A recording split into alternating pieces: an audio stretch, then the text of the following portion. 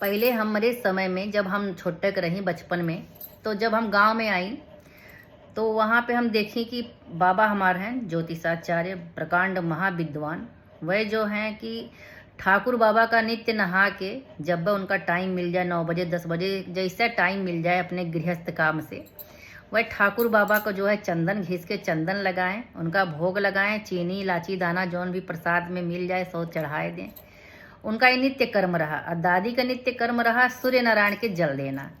तो हमारे यहाँ तब हम देखे रहे तो कोई की मतलब कमरा में कभी कोनो ऐसी मूर्ति उर्ति न रहे कि हमका लगे कि कौन भगवान है। हमका बस यह पता चलत रहा कि सूर्य देव के जल देवा जाता है, ठाकुर बाबा के भोग लगत है, फिर बाबा प्रसाद दी हैं ओका खाए के है।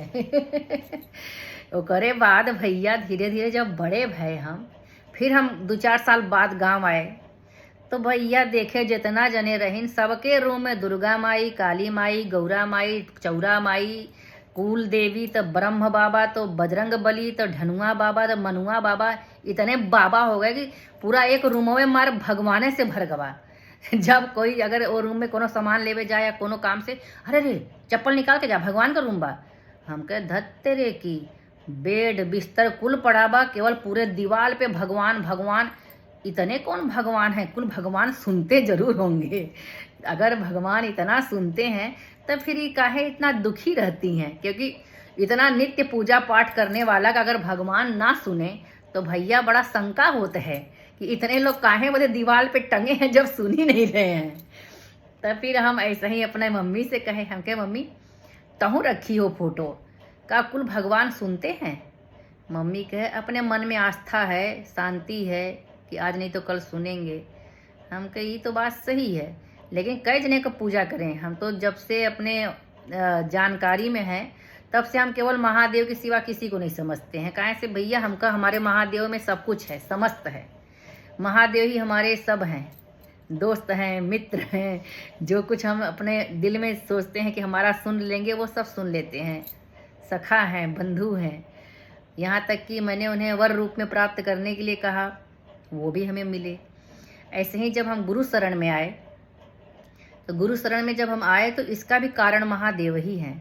क्योंकि मेरा महादेव के प्रति इतनी आस्था, एकाग्र आस्था रही कि उन्होंने मुझे अपने तक पहुँचने का मार्ग दिखाने के लिए हमें साक्षात परम संत महात्मा पर ब्रह्म स्वरूप हमें गुरु महाराज के चरणों में ले जाके समर्पित किया। जब गुरु मिल जाते हैं ना तो परमात्मा तक पहुँचने के लिए आपको स्वयं वो रास्ता मिलने लगता है। कहते हैं कि परमात्मा स्वयं कहते हैं, जो भी अवतारी शक्तियाँ हैं, जो भी देवता स्वरूप हैं, जो देवतुल्य हैं, ब्रह्मा विष्णु महेश, इन्होंने भी कहा है कि मुझ तक पहुँचने के लिए कोई सुगम रास्ता नहीं है। अगर तुम्हें मुझ तक पहुँचना है, मुझे जानना है, मुझे देखना है, तो पहले किसी संत पर ब्रह्म पराशक्ति, वो विश्व शक्ति का जो कि पूरे ब्रह्मांड को क्षण भर में एक एक सेकंड में देखती है और आती जाती है, जीवात्माओं का कल्याण करती है, उनसे मिलो। जब तक वो सत्य महात्मा संत गुरु नहीं मिलेंगे तब तक न मेरे विषय में जान सकते हो और न मुझे पा सकते हो, न मुझे देख सकते हो।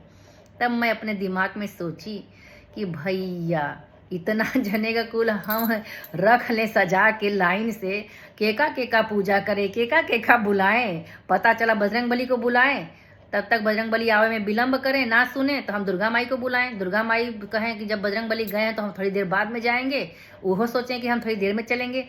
तब तक हम लगें राम जी को बुलाएं, लगे कृष्ण जी को बुलाएं, तो सब देवता घबरा जाएंगे कि आखिर बुला किसको रही है, ये बदे कोई नहीं आएगा। सब लोग कहेंगे चलो चाय नाश्ता काफ़ी पीते हैं, जब वो एक को बुलाएगी तब जाएगा कोई।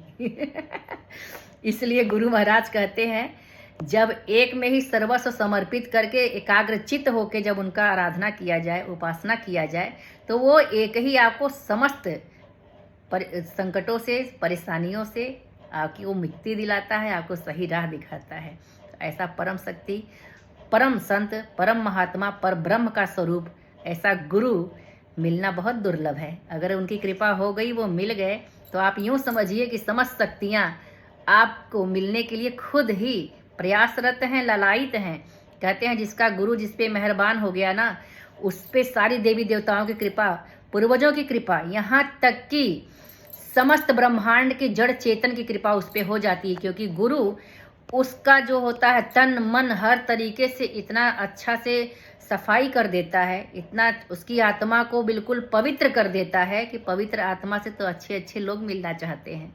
स्वयं श्री राम जी भी नमिसरायण में जब गए, जब उन्हें वनवास हुआ, तो वो इतने अनगिनत ऋषि मुनियों की संगत में रहे, जबकि वह स्वयं परमात्मा थे, परमात्मा का ही अंश अवतार थे, जो मर्यादा पुरुषोत्तम श्री राम का उन्होंने अवतार लिया था पूरे जो है जन कल्याण के लिए, मानव कल्याण के लिए, कि असुरों का जो है उस समय दमन करने के लिए, क्योंकि सनातन के ऊपर असुरी शक्तियों का बहुत ज़्यादा गंदगी फैल गया था, उनका अत्याचार फैल गया।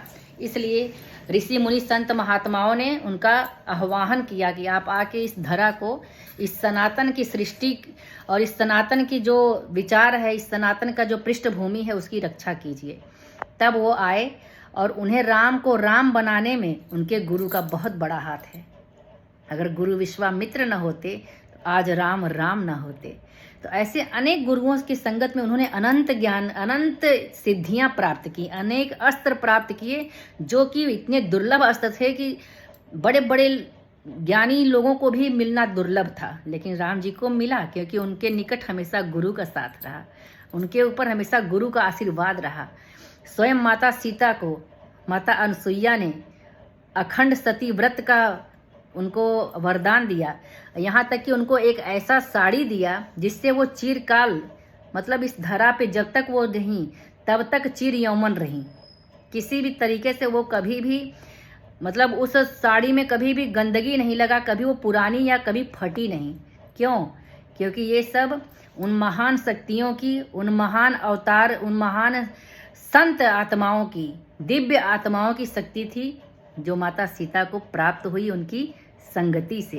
तो कहते हैं जहाँ बड़े बड़े संत महात्मा इतने ज्ञानी, महाज्ञानी और तपस्वी हैं, तो उनकी संगनी भी किसी देवी शक्ति से कम नहीं होती। उनका तो 2 मिनट 2 छड़का बैठा हुआ या उनका दिया गया एक तिनका भी ब्रह्मास्त्र से अमूल्य होता है। ऐसे अमूल्य आशीर्वाद बहुत कम ही लोगों को मिलते हैं। इसीलिए उनकी संगति के लिए भगवान स्वयं 10 वर्ष तक ऋषि मुनियों की संगत में रहते रहे और अनंत ज्ञान प्राप्त किए, और फिर उन्होंने असुरों का संहार किया।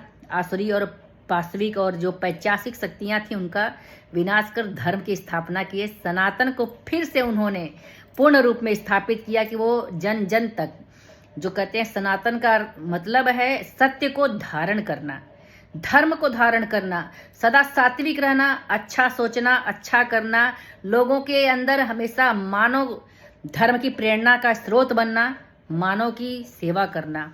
आप इस धरा पे आए हैं, आपका एक ही कर्म है, समस्त की सेवा करना। स्वयं के लिए जीना तो सभी चाहते हैं, समस्त के लिए जीना ही पुरुषार्थ है, वही मानव धर्म है, वही परमात्मा के निकट ले जाने का सच्चा मार्ग है। जय गुरुदेव, हर हर महादेव।